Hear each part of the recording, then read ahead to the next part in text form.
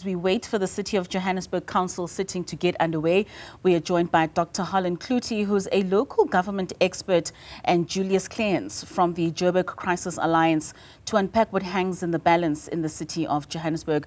Gentlemen, good afternoon and thank you so much for joining us. Now, maybe let's perhaps start with you, Dr. Cloete. Given the outcomes of the May 29 elections, was it expected for us to be seeing another mayoral change in the City of Johannesburg? You know, what one would have thought, good afternoon to you firstly, and good afternoon to the viewers. I think what we would have thought was if we've got a government of national unity and it talks about creating stability and seamless governance across the three spheres of government, one would have thought that what we've seen in national would mirror at provincial and at local. But if you're looking at this new coalition or this new, they don't want to call it a coalition, this broad alliance or consensus, it keeps the DA out and it follows a similar pattern of the province. And that, people tell me, is because of the fear that the DA may outshine the other governance partners in such a broad alliance.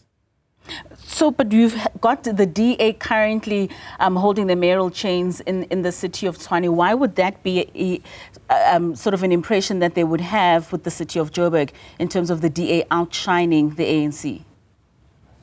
I think it's about politics. That's what I'm saying. You know, sometimes it's about personalities, especially at the local and at the province.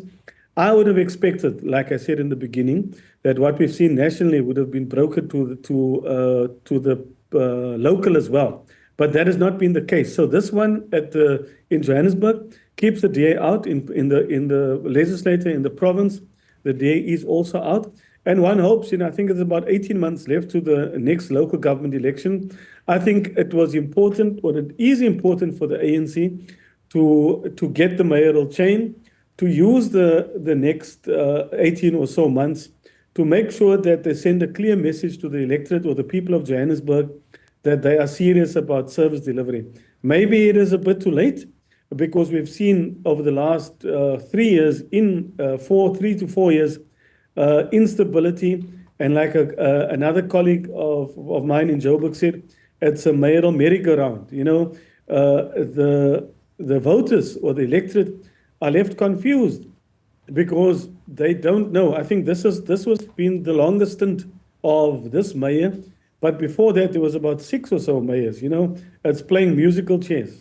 It certainly is, and I'm sure the performance of the mayor that's going to take the mayoral chains at this moment will have an impact on the electorate for the voting in 2026. Julius, let's perhaps bring you into this conversation now. What would you say is the impact on the rest of the country when a metro like Johannesburg, that is the economic and finance hub of the country, experiencing such changes, especially from a standpoint from the Crisis Alliance, which is your organization? No, thank you. I think it's quite significant, twofold.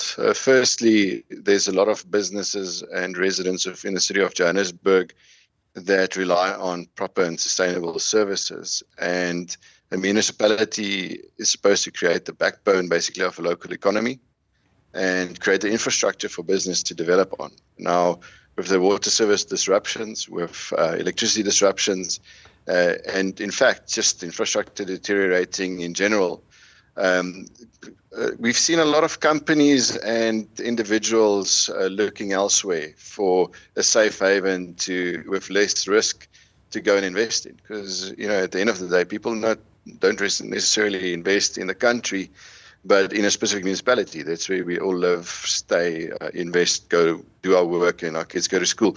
So I think it's got quite a significant risk. Especially if you look at the politicking that's taking place now. I think the politics we've seen in an economic hub such as Johannesburg has become completely irresponsible.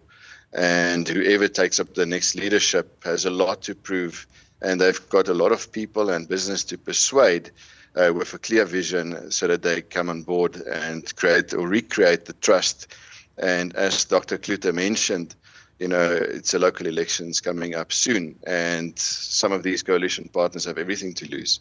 Dr. Cloete, just to ask you, in terms of governance and administration, the DA wants the entire Executive Council dissolved. Is this warranted?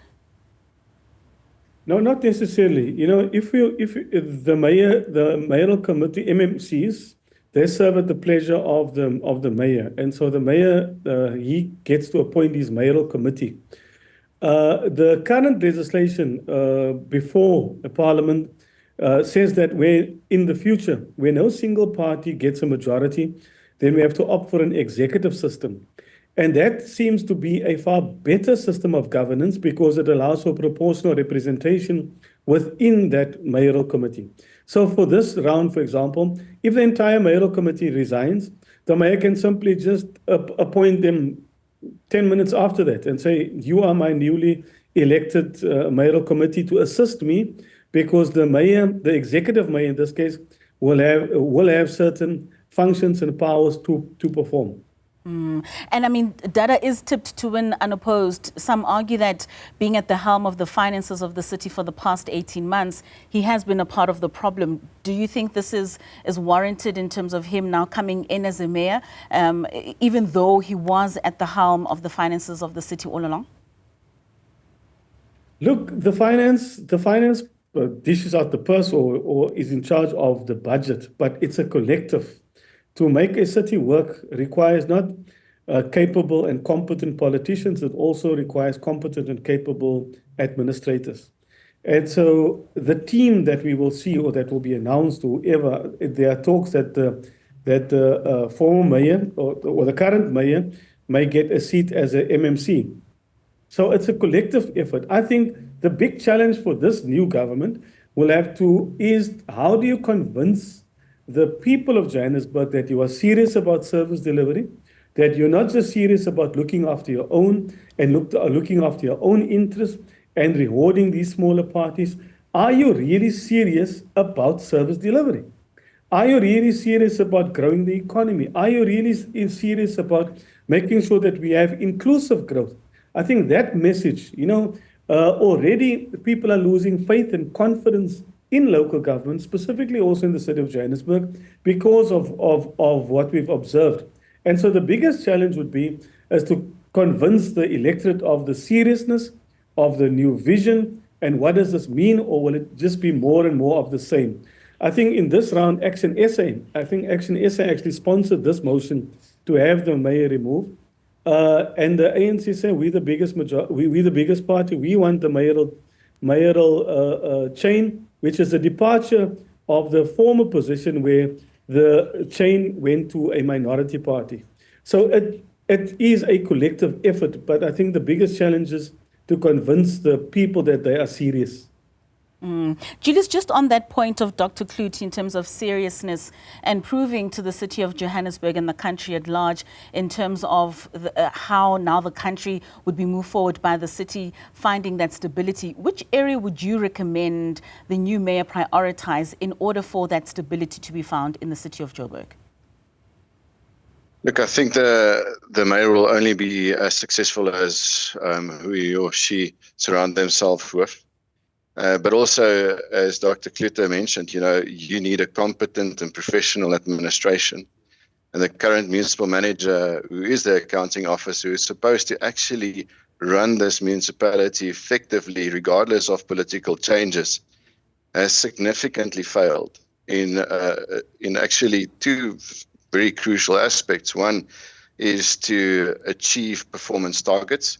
I think only about 64% of targets, according to the oversight reports, have been achieved, and no one's been held to account. And that's the second point. There's the accountability that comes with those responsibilities. We've seen a lot of executives being suspended, but with pay, and no disciplinary action have been taken. And the questions or the allegations going around is that some of these members came in the way of the municipal manager and the political heads of whatever reasons, and that I think is one of the most crucial focus areas. If whoever comes into the political power wants to be serious and and gain and retain that power come next to local elections. They need to ensure that they've got a proper administrative ability, that they give them the space to do their work, that they hold them to account. And I think words are not going to go far this time. You need to start seeing action on the ground. Most certainly. Dr. Cloete, you mentioned the position of Speaker and it being eyed by Action SA in exchange for their support behind ANC-elect Dada Morero. What does that say to the electorate when a party like Action SA is putting forward the removal of a mayor in exchange for something? Should political parties not be advocating for change in terms of what would be in the best interests of the electorate as opposed to what the party could gain?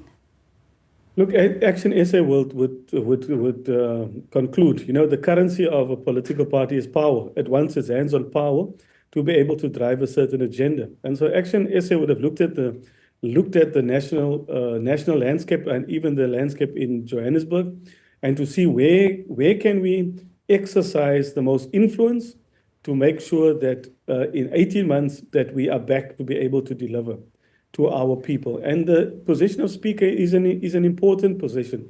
And so the nature of political parties is power. They would want to go where they can. That's why they say in politics there's no permanent enemies. There is only interest. And so political parties will go where they can think they can get the best deal for their voters. Of course, they'll always say it's about the electorate and the voters and the supporters. And so this is politics. It's about give and take.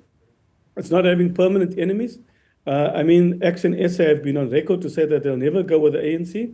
And here they are in bed with the ANC. And so politics and politicians are fluid. That is the nature of the game. And of course, whichever way this game goes, we certainly do hope that the next mayor that takes up the mayoral chains in the city of Johannesburg will have the people of Johannesburg at heart and what services they deserve.